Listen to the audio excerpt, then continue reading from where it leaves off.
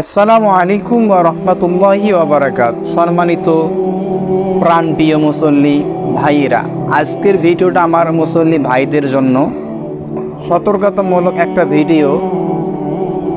তো অবশ্যই ভিডিওটি শুরু থেকে শেষ পর্যন্ত দেখবেন, আশা করি কিছু জানতে পারবেন।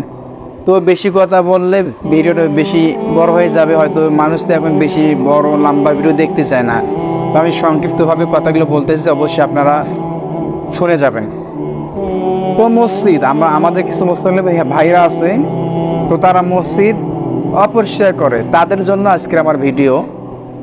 তো আমাদের মসজিদ আল্লাহর ঘর, আমরা সবাই জানি আল্লাহর ঘর সবসময় পরিচ্ছন্নতা পাক পবিত্র থাকে।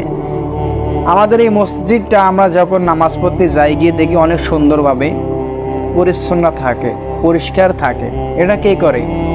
আমাদের প্রিয় মসজিদের মুয়াজ্জিন সাহেব মসজিদটা সুন্দরভাবে পরিষ্কার পরিচ্ছন্ন করে রাখে। কিন্তু যখন আমরা নামাজ পড়তে যাই, গিয়ে দেখবো যে মসজিদের টাইলসের ওপরে কিছু পায়ের ছাপ, কাদা লাগা আছে। তো আমরা এটা দেখতে পাই। তো তেমন কিছু মুসল্লি ভাই আছে যারা মুয়াজ্জিন সাহেবকে বলে যে, মুয়াজ্জিন সাহেব মসজিদ অপরিষ্কার কেন, মসজিদ অপরিষ্কার কেন? এই বিষয়ে কিন্তু আমরা অনেক মুসল্লি আছি, মুয়াজ্জিন সাহেবকে অনেক কিছু বলে থাকি। তো আমি প্রশ্ন করবো, আচ্ছা এই মসজিদটা অপরিষ্কার করলো কে? আপনারা সবাই মুয়াজ্জিন সাহেবকে দোষ, কিন্তু অপরিষ্কার করলো কে? আপনারা জানতে চাবেন না?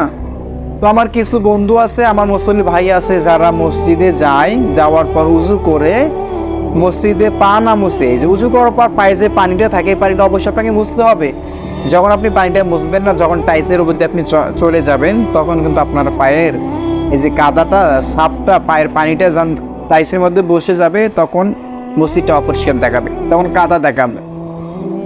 তাই আমি আপনাদের বলবো, আপনাদের অনুরোধ করে বলবো যে আপনারা যখন মসজিদে যাবেন নামাজ পড়তে, অবশ্যই সুন্দরভাবে উজু করার পর আপনারা নিজের পাটা মসজিদে যেটা পা মুছার জন্য রেখেছে সুন্দরভাবে মুছবেন।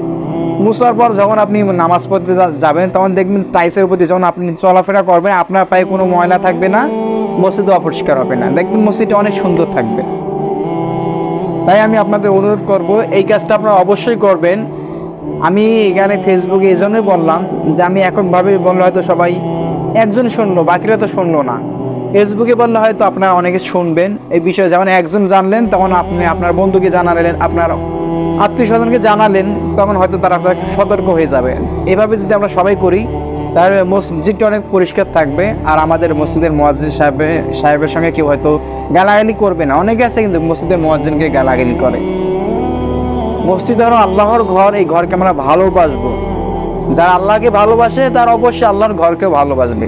তাই কখনো যদি মসজিদ অপরিষ্কার দেখি, কোথাও ময়লা দেখি, অবশ্যই নিজ দায়িত্বে পরিষ্কার করবো। যে আমরা মসজিদের মুয়াজ্জিনকে দায়িত্বে রেখেছি, তিনি যে শুধু মসজিদ পরিষ্কার করবে এমনটা নয়, তিনি তো করবেই। তার সঙ্গে আপনারা যখন করবেন, আল্লাহকে ভালোবেসে যখন মসজিদ পরিষ্কার করবেন, তখন কিন্তু আপনি সওয়াব পাবেন। একটাবার ভেবে দেখেছেন, এটা কার ঘর? এই সারা পৃথিবী যিনি সৃষ্টি করেছেন, এটা তার ঘর। আমাদের সৃষ্টিকর্তা যিনি, এটা তার ঘর। এই জন্য অবশ্যই এই বিষয়টা আপনারা মাথায় রাখবেন। যখন মসজিদে যাবেন, অবশ্যই আপনাদের পাটা সুন্দরভাবে মুছে যাবেন। এই বিষয়টা ক্লিয়ার করলাম। তো এটা করলে ইনশাল্লাহ মসজিদে অপরিষ্কার হবে না। এবং পরবর্তীতে ইনশাল্লাহ আরও কিছু বিষয় আমি ভিডিওতে তৈরি করে সবাইকে জানিয়ে দেবো। তো ভিডিওটি অবশ্যই শেয়ার করবেন, যাতে সবাই সুন্দরভাবে কথাগুলো বুঝতে পারে এবং সতর্ক হয়ে যায়। এখানে জানলেন, কথাগুলো শুনলেন, তাহলে আপনি এক ভাইকে বললেন, সেই ভাই আরেক ভাইকে বললো, এভাবে কিন্তু পরিষ্কার হয়ে যাবে। তো এই পর্যন্ত রাখলাম। আশা করি সবাই সতর্ক হয়ে যাবেন। আল্লাহ হাফেজ।